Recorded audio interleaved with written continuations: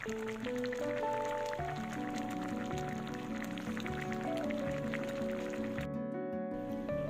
yan guys, since malamig, magluluto tayo ng ginisang munggo with tilapia prito. Ayan.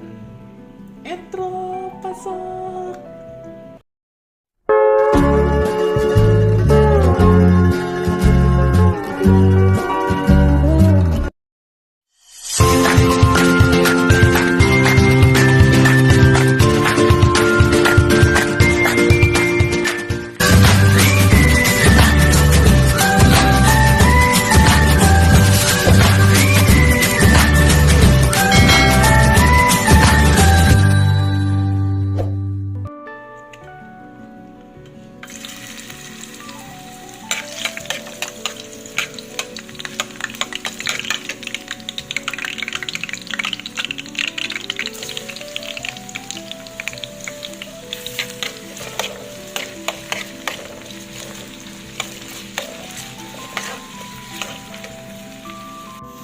So yan, maglagay tayo guys ng dalawang slice ng pritong tilapia.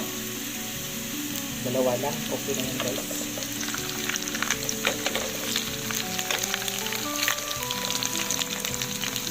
Saka natin ilagay yung ating munggo.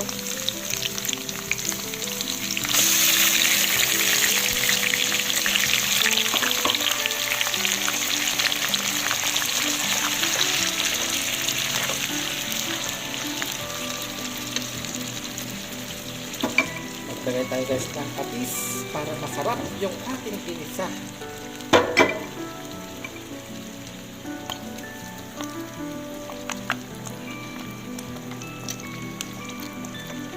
Then magtitimpla lang tayo mamaya ng asin kung kulang yung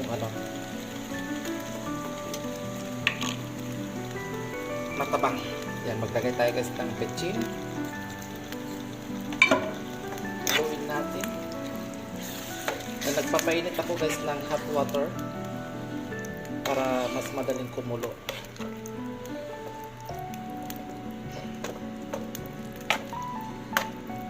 Ayan. So yung munggo guys na pinakuluan ko na yan kagabi. So ayan, yan ang ating ilalagay na guys, dahon-dahon alugbati or sa Ilocano tawag namin dyan guys ay kubay. So yan guys, mag-a-add tayo guys ng hot water. Ayan.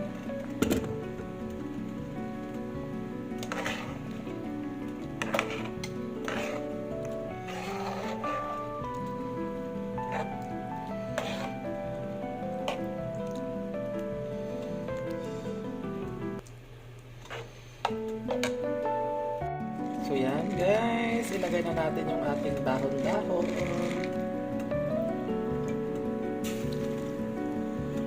Ating alugbati.